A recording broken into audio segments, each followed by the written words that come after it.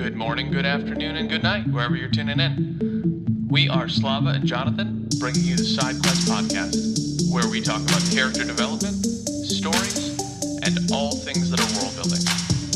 And we occasionally take side quests, because, frankly, that's how conversations work. Just as a reminder, this whole show is spoiler heavy. So sit back, tune in, and join us on this episode of Side Quest. I haven't really talked to him in about 10 years, but that happens though.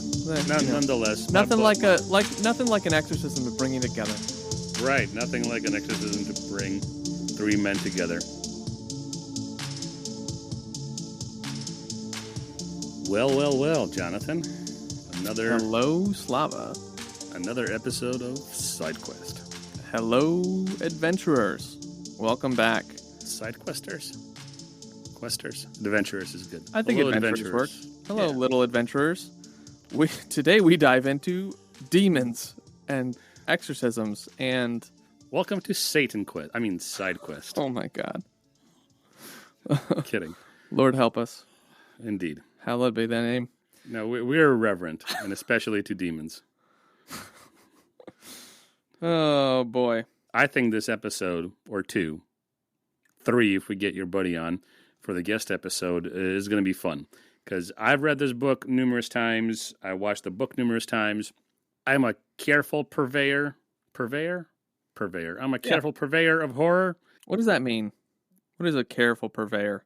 I think one can enjoy learning about the supernatural, learning about the other side of the veil, but one has to know his place and understand that it's far outside a human's capability to deal with it in a way that you can walk away from it unscathed.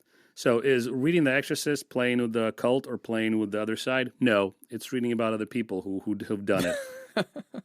So I think it's interesting, and it gets conversations like the ones we're going to have on this podcast going, but just like Reagan's, the little girl, you'll describe the situation in a second here, just like Reagan's playing with, Captain Howdy led to her being possessed, there's certain things that humans should just avoid. And we'll get into this too, like the teachings of the church, in this case the Catholic Church specifically, which I've dove into, are pretty clear on how humans should engage with things that are paranormal, supernatural. But more on that in a little bit here. What did you learn this week, Jonathan? It's not demon related. Yeah, well, that makes one of us. I have a small stock portfolio and one of the stocks tanked. And so I started doing some more reading on how to better engage with the stock market and different classifications of dividend stocks that I'm a part of. So interesting stuff, but losing $6,000 in a day is not a fun time. Whoa. Okay. Well, I had a stock that tanked and I lost $17 because it was like, stupid penny stocks that I was playing around with. It's my majority position compared for my whole portfolio. It's the largest position that I have because it paid the best stock. But the reason it tanked is because they changed the stock or the dividend, paid the largest dividend. And so then that affects the price of the stock. So, but it's fine. I mean, the market's risky. That's what you do. So yeah, it's not worthless. The stock's not worthless, and they're not paying no dividend now. They're just paying a smaller dividend. So it just is what it is. And it happened kind of between trading days. So It's one of those things that it's like the next day that the market opens up, it's like the price has already been deflated. Tanked isn't the right way to say it. It's deflated. That's what I'd say it. Yeah, one of the tanks. Yep, one of the tanks. One of the stocks I have, because I have the Robinhood app, and I'm just getting into it. So I put $500 into the market. I'm just playing around with the cheapest stocks I could find, but I kind of read up about the companies, and people who are smarter than me are saying this is going to go up. So I'm playing with some of them. Mm-hmm. And one of them went from like $2 a stock to like 17 cents a stock. Oh, man. Just because it went down doesn't mean you should buy it. But I bought like a couple of hundred stocks of this thing, right? And I'm like, let's just see where it goes. Because listen, it's $500 that I'm playing around with. I'm trying to like just figure it out on my own. Kind of on my own. And then the next day they split the stock. So I no longer had this. I was like, well, Bleep you guys. Tell us what splitting the stock is real quick for the audience. A stock split is when a company divides and increases the number of stock shares available to buy and sell on the exchange. So What does that do to the price? It lowers it. That's right. It does. It doesn't weaken it, but it lowers the price. Right, because you're expanding the pie. Right. Yeah. So they did this with Tesla's stock. And originally some of the new traders were like, oh my God, this is great. I'm going to, for every stock I own in Tesla, they're going to give me more. And then the people were like, the experienced traders were like, clearly you're an idiot because, yeah, it's 3,000 per stock right now, but they're going to split it. They're going to give you 3-to-1 or whatever it was. So now each stock's going to be worth 1,000. And it's like, yeah, theoretically you could make more money if each individual stock goes up, which is fine. But like oftentimes a stock split is not super great because they are diluting the share pool. So, yeah. Yes, sir. What did you learn this week, Slava, now that we've talked numbers and my losses? I've learned numbers too. Did you know, Jonathan, that there are 4 types of possession according to the Catholic Church? I did not. Yeah. So this book, not this book, this podcast, this episode sent me searching for... Sent me into the dark underworld. The reason I went down this road, Jonathan, was because Blatty was a devout Catholic, and when he was doing his research about exorcisms, he got some inspiration for Father Karras's topics that he talks about from real-life exorcisms in the 1600s, and Reagan and the mom, and this being around the school, is based on a real exorcism that happened in Maryland near Catholic University in 1949 and involved a boy. So I'm like, well, let's see how well Blatty knows his exorcism, right? How well he represented the Catholic Church. As a devout Catholic, how well he represented it. And he did it really well. Again, more on that later. But what I learned specifically about possession is that there are, depending on how you slice it, there's 4 or 5, but technically 4, and some priests even say 3 because they combine a couple of them into one category. So there is the category, according to one priest, of what would be pre-possession temptation. It's when a demon finds a weak human and exploits their sins and their weaknesses. Mm-hmm. That later opens the door for the demon to actually possess or oppress. According to the other priests I listened to, they kind of kept it to around 3 or 4, mostly these 3. It starts with oppression, and that's where you get physical or mental attacks on the person. And it's external and internal struggles that burden and abuse the person's body, mind, and spirit. The next level is called obsession, and it is an attack on the mind that's a level above oppression, where the intellect is attacked so much that the person can't get rid of these thoughts. When you're being oppressed, it could happen once and it could leave you. It could happen a couple of times here and there. It could be intermittent. But with obsession, these thoughts, these attacks in the mind last until you're freed from it by an exorcism or by participating in the sacraments. And finally, there's the possession or infestation. And possession is exactly what we see in The Exorcist, where Reagan is taken over by an entity. And infestation is when the demon overtakes a geographical place or an animal. So possession, as we see in The Exorcist, the caveat that I learned, is like 5% of all exorcism. A lot of them are a lot more tamer than that.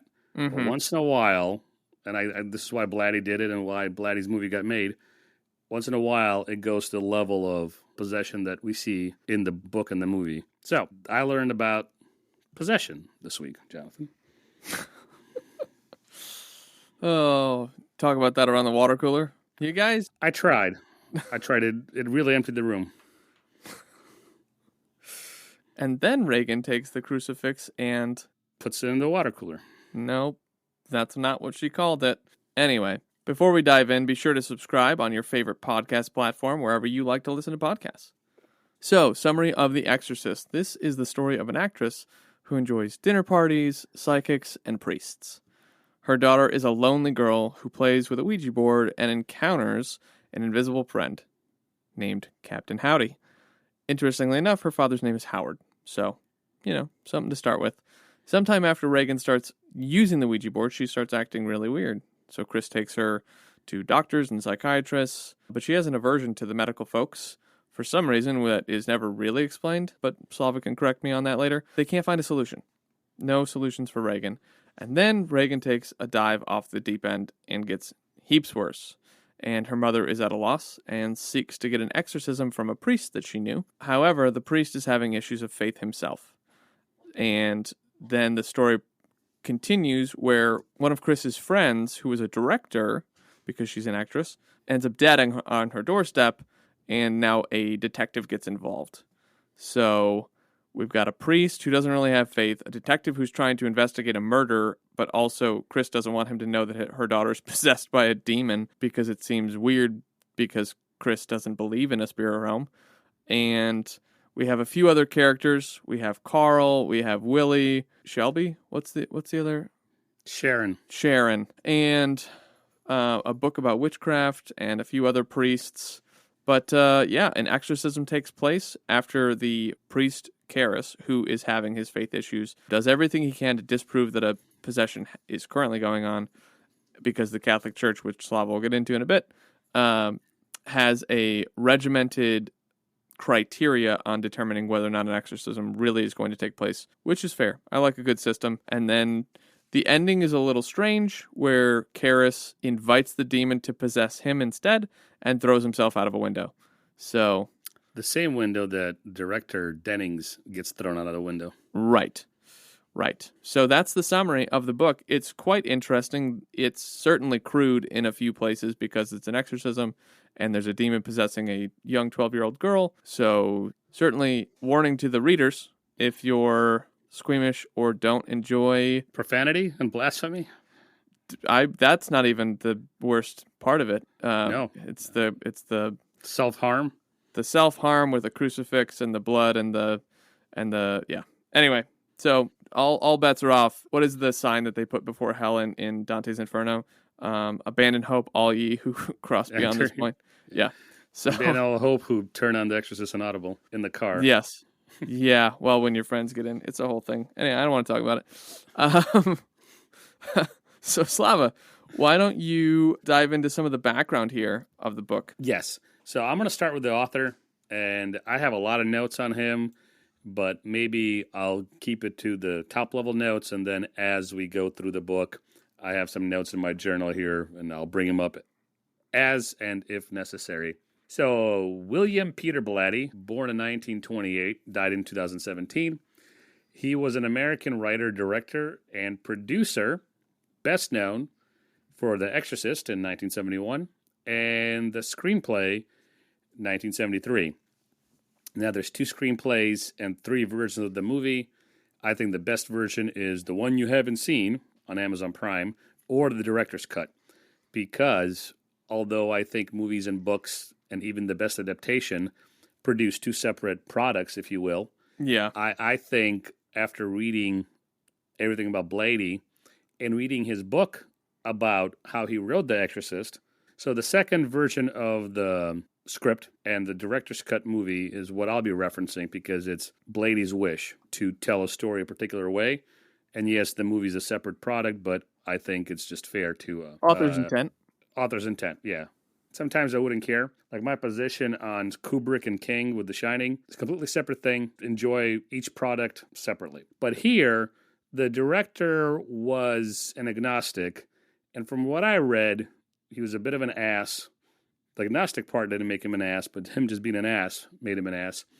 And he cut out a couple of things out of the movie because he wanted, and this is where it gets a little hairy, and I don't know if this is true, but he cut out a couple of parts of the script that Blatty wrote, which is true. Now, his reasons, I can only guess, and this is based on stuff I found online, so you know how that goes, that he didn't want a good ending. He wanted ambiguous. He wanted the viewer to walk away not knowing who won, the demon or the priest, where Blatty wanted to leave some hope in the ending of the movie.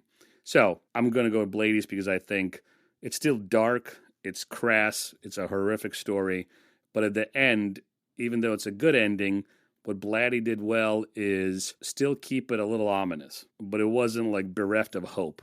So, how this book happened. That's enough about Blatty. How this book happened. You know what? It's not enough about Blatty. Two interesting things. He went to the United States Air Force, and in the Air Force, he did what people do in the Air Force. He got out, joined what was called the United States Information Agency, working as an editor in Lebanon, and discovered that he was a good writer, and began submitting articles. And then he wrote comic books and screenplays, and made money out of that. And then he's like, hey, you know what? I want to write a book about demon possession. And so here we are. The book is based on a real-life exorcism by a Jesuit priest called Father William Blatty from St. Louis University. That's where he taught. But the exorcism was of a young boy in Cottage City, Maryland, 3 miles from Catholic University. All this happening in 1949 in similar fashion in a house rented by a family next to the university. Yada, yada, yada. Priests involved. A lot of weird things happen. Beds levitating. The boy possessing language. Possessing the ability to speak languages that he didn't know. Cursing the priests up and down. Speaking all sorts of blasphemies. It was a real event that happened. And even doctors present couldn't explain what was going on. So this is not just a fanciful story told by really creative Catholics. And this is the inspiration for the book.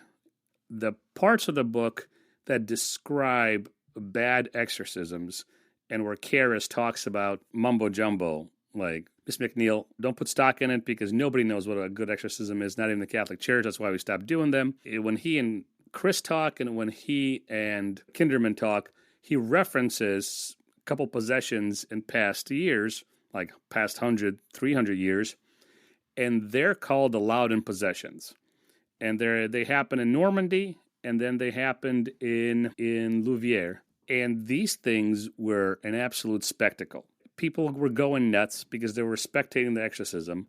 The victims of the possession, alleged possession, were going nuts. One of the priests had a cardiac arrest after going for days straight. And there were 2 different events that happened, and they're like a couple of years apart. Well, about 11 years apart. It was a complete clown show in both places. People were killed. People were put in jail for life. He's a director of a nunnery, was dug up, and his bones were burned because the nuns were saying he and Satan were visiting them at night, possessing them and telling them to do blasphemous things and commit heresy. Complete nonsense. It was probably a psychotic case, a case of psychosis in both. They attributed it to the paranormal. Nobody checked up, and it all went to hell. So those are the 2 events for Blatty that he used to give Karras doubt about the exorcism. All that to say is Blatty did his homework. And as we talk about the book, I'm going to weave in some of the more stuff I learned by listening to what I think is about 6 or 7 hours of priests lecturing on exorcism and how the Catholic Church views and does them now. But yeah, I got to give it to Blatty. He did his homework. Besides that, I love the creepiness level of the book. I think Blatty weaves a story together well. You get a good sense for the people. I understand what Chris is going through. I understand what Kinderman is trying to do as a cop. I understand how Karras feels, even though I have to work at figuring some things out. Spoiler alert, it takes you a while, even in the movie, to figure out that Reagan is writing the blasphemies to the church, taking a big old dump on the altar in the chapel, defacing the Virgin Mary statue, murdering Dennings, and doing all sorts of other horrific stuff. It takes a little bit of effort on the viewer for the movie and the reader to piece certain things together. And normally I'd agree with you, Jonathan, and like, tell me what I need to know of the book. Don't make me guess. But the way Blatty weaves it together, it's almost a reward when you figure it out. Yeah, the story was interesting. I told you, I shot Slava a text during section 1 where I was like, the book is called The Exorcist, and I see that it's building up, but it's pretty slow to start. And so then it's like, okay, well, when is this going to get going? And then it was 3 chapters into section 2 where it's like, okay, now it's going. But it was a little slow on the front end, which I think I understand at this point because it's like he wanted to explain the characters and the situation, the context. If you don't have that and you just dive into like, this girl's possessed and unpacking it on the back end, I think would have been more difficult. Right. And so 2 points to your comment. The Exorcist is actually Marin, who we don't meet until part 3. So it's even a slower uptake, right? And I think what Blatty wanted to do, based on some interviews I watched with him, is he wanted to explore what the events that he described in his book, what such events would have on a person who doesn't believe in the supernatural. And that's where Chris comes in. And then you have Karis, who is struggling with his faith. Then you have Marin, the true believer, and how they all interact with the demon, and how at some point even the atheist has more faith than Father Karras. And then like this, the silly, and I mean, like, everybody has their own demons, no pun intended, to fight, or maybe intended, but like Karras is worried about his mom dying alone because he chose a profession where he doesn't have any money. He took a vow of chastity and poverty, and then he's processing his faith through his own stuff. So he's actually functioning almost like an atheist. Chris, as an atheist, is functioning more like a believer, going like, hey, I need to save my daughter. This is obviously out of the ordinary. If an exorcism will help, bring in the priest, bring in the church. I want an exorcism. I want to save my daughter. So to your point about how he has to set up the story and explain who's who and what's going on, I think that's part of the reason, to explore how these people are going to interact with the demon. And if you remember from the end of the book, Father Marin says that the real attack is not on Reagan even. The real attack is a doubt and despair that the demon is sowing around Reagan, which is word for word what I heard from one of the fathers that I watched a lecture on. He talked about the demon psychology and how they go about attacking a person and what's their ultimate goal. And the church teaches that the ultimate goal of a demon when he possesses somebody is to bring despair and destruction, to pervert God's creation because they hate God, and to cause people, including the one that's possessed, and by extension those around him, to rebel and curse God. What did he say in his interviews, because I didn't watch any, that he wanted to accomplish? What I just said. Oh, okay. I thought it was something different that you were like alluding to. No, it's what I extrapolated from two of them and kind of paraphrased right now. What kind of effect would this have on a non-believer experiencing the world that they don't believe exists? Well, I think that even, and we can get into this more in the second episode, but Chris doesn't even come to faith at the end of the second book, or the end of the second part. No, but her keeping Karras's necklace, that's Blatty's way of saying that there's still hope, because she didn't reject it. In the movie, the original, she gives it back to Father Dyer and says, I don't need it, you keep it. And Reagan never had Father Dyer at the end of the movie. But Blatty's ending, just the way you read the ending, and the movie is that Reagan is affectionate to Father Dyer, and Chris takes the pendant. And Blatty said that that's a little bit of hope left, that there's something that has changed.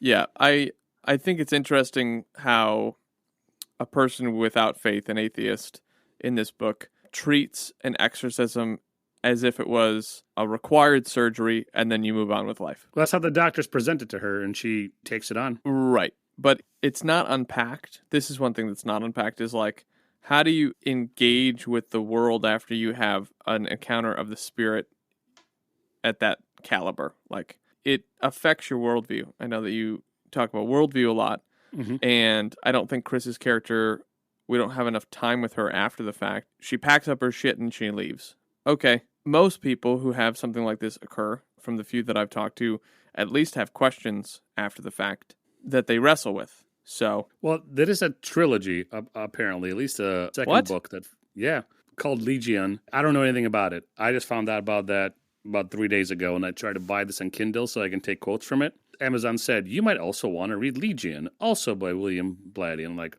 Legion? And then it said book 2 of the Exorcist series. I'm like, well, that's strange. I never knew that. Maybe it's answered there, but I couldn't tell you because I didn't even look it up for this podcast, because I was like, we're talking about the Exorcist. Yeah. That's fair. All right. So before we get into themes, normally we talk about world building, or at least you do, because that's a big thing for you, right? Love world building. Big fan. There you go. And we read a bunch of books, Will White specifically and Sanderson specifically, that put in a lot of effort to build the worlds that they tell their stories in. But there's no world building in this book. It happens in D.C. and it references literally the real world. This might be a silly question, but respond to that. This is maybe a first for you or maybe a third for you, but this book has no world building whatsoever. I don't only read books with world building.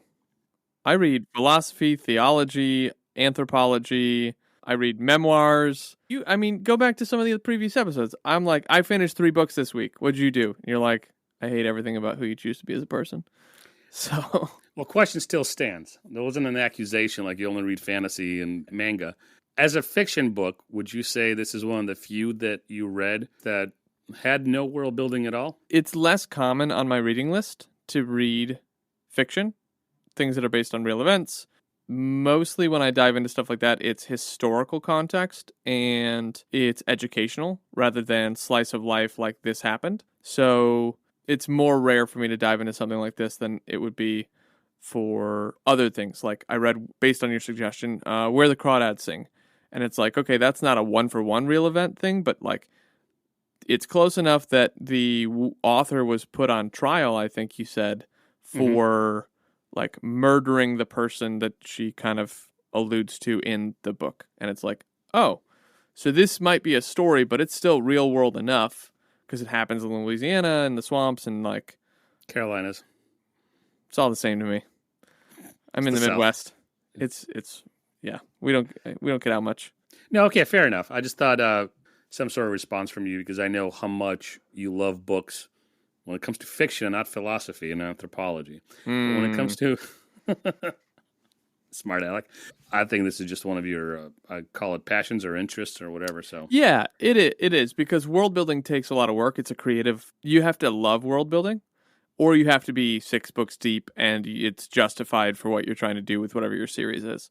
Whereas with fiction, I think there's less to talk about with the world because there's no world building. It's like this is just a real event, as much as it allows you to focus more on character, plot, and the development of what takes place in the character arcs, as well as the author's writing and the writing style of how he reveals information and like the narrator and how he takes place in that. Because one of the things that I noted, and I'm kind of shifting gears here, because I don't have a whole lot of commentary on the world because it's just like, well, this happened, but I've never been to DC, so I didn't know that this was, real places. Outside of the fact that like any of the book was based on real events, is that we get this back and forth chapter by chapter where we meet Marin. We don't know it's Marin, but early on in the book, we get this back and forth between like Chris and what's going on in her life, and then like someone who's in Nineveh doing an excavation, right? Which is like, oh, that's an interesting way to slice this narrative up because you don't know what's going on. Yeah. Just like I said, some things you have to figure out on your own. It's supposed to be a little bit mysterious. It's supposed to be otherworldly in the sense that you are going beyond the veil of this world. Touching something there that you will come back to in the last, pages. Yeah. So those are my thoughts on the world. Not super interesting, but I'm glad to know that I've been pigeonholed in your mind, that I only read manga and fantasy worlds. And Carl Jung. Who is referenced in the book. Yeah, he was. I thought that was interesting. Based on real events. So apparently Karis is Jungian. Based on real Carl Jungs. Moving on to themes. I say, let's do the simple one first. And which one's the simple one? The human desire to confront evil. Oh, okay. So, human desire to confront evil. Talk to me. How did you see this play out in the book? The book offers us some presuppositions. One of which is the spirit realm exists. The second of which is witchcraft is evil. And these are just underlying presuppositions that you are, with the way that the story unfolds, like these things are not inevitable. They're just truths. They're truths that take place in the world. And then the third one, just like you said, human desire to confront evil. It's like, well, Chris's daughter's possessed, and so she wants her daughter back, therefore she needs to confront evil as just a general state of fact. You can see the same thing in Marin when he is like, no, I know this demon, which is an interesting feud to have because we don't get a whole lot on his backstory. But that he exercised a boy who had this demon in him 12 years ago. Yeah, I just wanted more. I say this all the time. I feel like I just wanted more backstory. Yeah.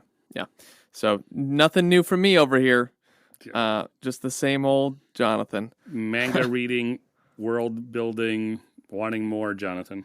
World eater. So I think it's an interesting presupposition to unpack of like humans have a desire to confront evil because, well, it's true. It lives in tension with humans who desire to create evil because we have desires, and sometimes our desires require us to assert our will over that of another, which is what the demon does for Reagan, right? Yeah. So there's this. How do I want to? I have a dozen thoughts. I'll save some of these for the next theme. So yeah, the presupposition of humans desiring to confront evil, like, what is it like to unpack that? When do we start to learn that evil is to be confronted? Well, it's when we start being oppressed. That's when we go, something's wrong here. Like, or we view someone else being oppressed. And this doesn't have to just be spiritual, but it can be natural as well. When you see a bully picking on someone as a kid, you go, that's not right. And there's an innate justice, if you will, that's built into the human spirit that goes, that's not right. The ethics of this and the line here gets really blurry when you start thinking about cultures and people groups, though, because I think about like the Hutus and the Tutsis. And while I wouldn't ever posit that I'm an expert on this, like when you're raised in a culture that views another culture as evil, it's a little harder to unpack the standing up for what's right justice side of this. And instead you just confront evil, where you're like confronting that which is oppressing you. And that which is oppressing you is equal to evil in this state. So those are my thoughts on human desire confronting evil. Kind of a little bit of a logic rabbit trail, tangled spaghetti mess. But what do you think about human desire confronting evil? Do you think that the presupposition is justified, not justified? Do you see examples in the world that human desire to confront evil is missing in some cultures? I think if we're going to be honest, yes. Because not all cultures are created equal. And we have not only those innate things, those immaterial things like justice and love and good and evil and those notions, which I don't believe are human constructs or, cultural constructs. Mm-hmm. I think there are cultural manifestations of them, and some cultures view them differently, approach them differently.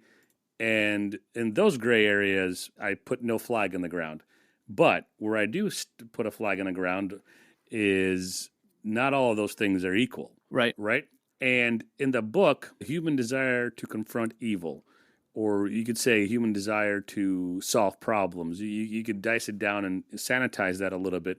But I think because the theme of the book is...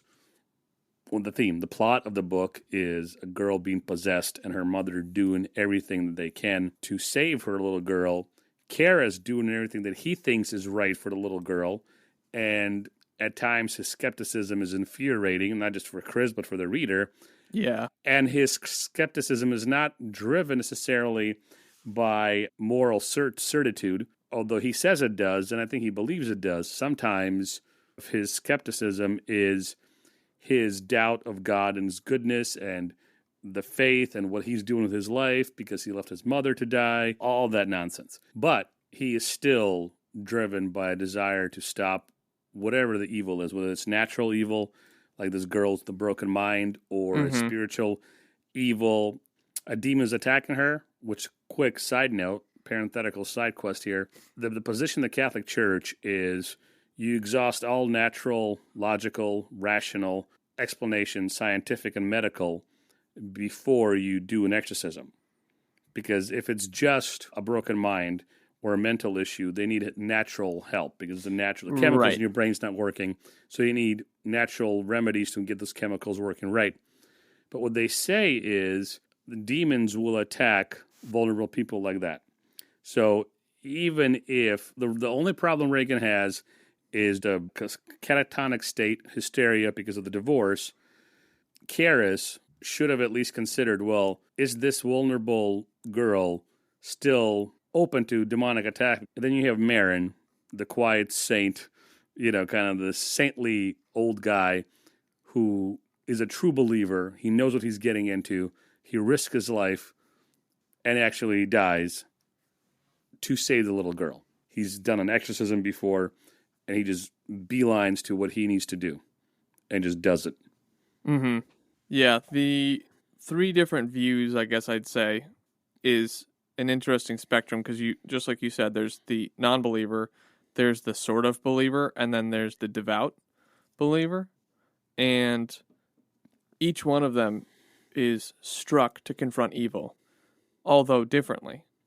Chris just wants to do anything in her power to help her daughter, which is the desperation. And I think that there's desperation in non-believers pretty regularly because there's no narrative of hope available to them because they are ignorant, be that by choice or by lack of knowledge, to the evil in front of them. Or not even to the evil in front of them, but rather to the way that you engage with evil. Because evil is not meant to be engaged with politely or kindly or tiptoed. Evil is to be crushed. Hard stop. I've met atheists and listened to plenty of atheists, some of them famous, some of them who've written books that we all know. And the whole notion of finding meaning in meaninglessness, it's like, okay, you have a PhD in philosophy, you're an astrophysicist, you're a doctor of this and a scientist of that. If you had written a journal paper that used the same logic, you would probably be laughed out of the room. Right. So it's interesting that you bring that up. People who don't have, to use your words, a narrative of hope or any sort of understanding that, hey, beyond this veil, whatever happens to me here is the worst that can happen to me if I'm a child of God. If I'm an enemy of God, no matter what happens to me on this side of the veil, it's the best thing that's ever going to happen to me. And to get a little preachy, you go to any funeral, even if it's a celebration of life and everybody's kind of like, yeah, shit happens, people die, and let's go get a drink in Bob's memory. Pour one out for the homies. Even those who truly believe that there's nothing there and just live, be merry, for we're all going to die tomorrow, even at those funerals or life celebrations, you could see that there is an absence of hope. And when you look to a life celebration of a believer, of a devout believer specifically, who has made an impact in the world around them, you do see that those who are even sad have a greater aspect of hope. But when confronting evil, you have to have the faith of Marin and the tenacity of Chris. What do you do about Karis? Bring him along. You don't leave Karis behind. Bring him along. I'll leave him behind. I'd rather take the detective. Detective was a smarmy little bastard. I liked him. I like the whole Columbo act. Like, oh, I'm so sick. And oh, yes, you know how it is. Just one more question. And then, pow. Yeah, right in the kisser. Well, if that's all that we want to talk about regarding human desire to confront evil, because I think there's more to unpack there, but I think that it gets, and we'll probably unpack this a little more in the next episode, there's ethical questions of how do you define evil? Some things should be blatantly obvious, like sex trafficking, pedophilia, murder, okay, evil, got it. Then there are things that are less obvious that I think that still get classified or should be classified as evil, but are not. So I don't think we need to unpack that here because it's more of an ethics conversation and thread of thought. Yeah, we can bring it up with Zubair too. Mm-hmm. If we because we can touch upon it next episode, and then when we have your buddy over, he's my buddy too, kind of, right? Yeah, I haven't really talked to him in about 10 years, but that happens though. Nonetheless, nothing like an exorcism to bring you together.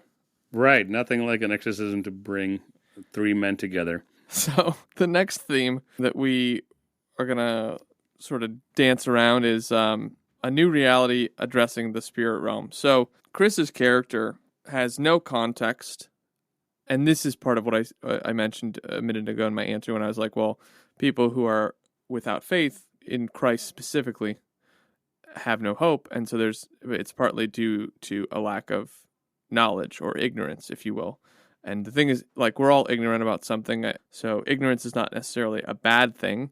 in and of itself, it just means we don't know stuff. Slava and I don't understand anything about quantum physics. We're ignorant about that. So it's just like a state of knowledge, which is fine. But when you have an encounter with the spirit realm, it requires a change in your belief system. You don't have to change it. You can continue, and I know people who have continued to maintain as if nothing changed and nothing happened when they've encountered a moment with touching the spirit realm, be that through a supernatural healing or a demon oppressing moment or time period. And sometimes they're just like, no, I'm going to pretend like thankful that this changed for the positive in their life, but they just chose to bottle up that experience as like, I can't explain it, and I don't want to explain it how you want me to explain it. And it's like, well, it's not how I want you to explain it. It's just how it happened. Like, it's just God showed up in your life, and he blessed you and gave you this gift. But like, yeah, you can still choose to not acknowledge him. That's your free will. Free will is a very important piece of all of life, right? So when you encounter the spirit realm, it's an invitation to address how you look at the world and how you act, but not everyone chooses to do that. I think Chris is a clear example where she, like, at the end of the book, she doesn't change. We aren't given any moments of her like, oh, now I'm going to ask questions about God. It's like, your daughter was just possessed by a demon, which is a not normal thing, but you're going to go back to your normal belief system. Okay, cool. Well, Rob Ager, for those who are not in the know, you should be in the know and know that name. Rob Ager of Collative Learning. It's a YouTube channel and a website, mostly YouTube channel, where I get commentary from. He does film analysis. He has like 3 or 4 videos on The Exorcist. He himself is an agnostic. He believes in God in the only way an agnostic can. There's something out there. There's something beyond this, natural veil. But that's all he would admit to. But something that he pointed out about Chris in the movie, and I'm going to comment on the movie and the book almost interchangeably. And I say almost because they're 2 different products, like I said earlier. Mm-hmm. But the movie sometimes visually portrays exactly what Blatty was trying to write about in the book about Chris specifically for this point. And religion is all around Chris. Like Sharon is religious. She invites priests to her house party. She invites a psychic to her house party. She lives next to the church. She can see the chapel from Reagan's window, I think, right? Sees the priest talking and walking around. She's making a film on Georgetown campus where there's all sorts of religious things going on. In the movie, she wears an amulet. I forget from which culture, but she wears an amulet meant to ward off evil spirits. As she's walking by, there's a scene in the movie where she's walking by in her neighborhood, passing the church, like I said. She's seeing the priest do priestly things. And then on her way home, she sees a bunch of kids dressed in Halloween costumes. So in this scene, religion is all around her. And she's either oblivious to it or she ignores it. And sometimes she is hostile towards it. But at the same time, in a weird, unconscious way, she emulates religious rites, like wearing that amulet. Yeah. Or when her daughter is being hypnotized or screaming obscenities, oftentimes she would clasp her hands like she's praying. And this is something Ager points out specifically, so I want to give him the credit. And it's this tension, right, that you just described with your friend who has confronted something supernatural. And in his context, it was positive. But it's like, yeah, whatever. Either it's willful, like I'm pushing this away because forget about it, I don't want to think about it or deal with it. Or it's like, well, that's kind of cool. Back to acting. Right. They bottle the category of the moment up and then just kind of like displace it from their mind where it's like, I don't have to engage with the questions here if I don't think about it. Oh, that's the human condition, man. We're functioning doubters and atheists at times because we assent to what the church teaches, or we assent to Christ's word, or we assent to certain dogmas and doctrines, and we live life based on those things. But you'll find slivers of time in your life, and sometimes they're a couple of minutes, sometimes they're a couple of years, where you've actually lived doing the rites or performing the rites. But functionally, you lived like Chris, oblivious to the things around you. Yeah. I think the reason that we push these questions off, too, is nobody likes to give up their free will. And in Christianity, you're choosing to give up your free will by actively utilizing it no longer for yourself, which means that you have to adhere to, just like you said, rights, but more so like the law of love and the execution of what that looks like. I was listening to one of the priests who was sharing like a conflict he had within himself because he really didn't like people. He was a bit of a misanthrope. And he goes, how can I love somebody that I despise or I find morally, intellectually inferior to me? Either he came to this on his own through like prayer and meditation, or somebody told him this. He goes, hey man, love is not a feeling. Love is an action. You act with love towards people that you find morally and intellectually inferior. You'd still treat them with dignity and thus fulfill the requirement. Your point about free will, right? I would disagree with you and say you don't give up your free will. You always have your free will, and we talked about free will in previous episodes. As creatures, we can exercise free will, but there's also so much of it we have. You can't do anything you ever wanted, but within the constraints, both spiritual and natural, you can act on your desires, whether it be to rebel against God, to go towards God, to love your neighbor, to hate your neighbor, to participate in evil things. As far as your free will is constrained by that which is around you, both spiritual and natural, you always have that free will. Give up was the wrong way to say it. That's fair. Yeah, as a believer, now your free will is set on the Creator who gave it to you, right? It's submitted, not given up. Yeah. Yeah. So it's still an active will to submit to the hierarchy that God holds.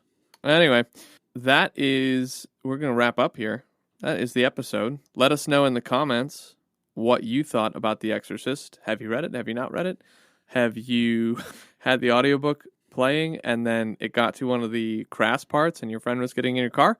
No? Just me? All right. Well, let us know in the comments. So thanks for joining us. And one question for you before we go is, what is a spooky ghost story that you really enjoyed and we should read? Let us know. Right, good people. For right now, where you can leave those suggestions is Spotify, because that's the platform that allows you to comment on each individual episode. And there's a few polls out there that are expiring soon that also have to deal with suggestions and books we should read. We want to hear from you. Thank you for joining us. Don't forget to subscribe. Don't forget to share. And I think that's it. Carry on, little adventurers. Carry on. All right. We got to work on that outro. No, it's great in its jarring form.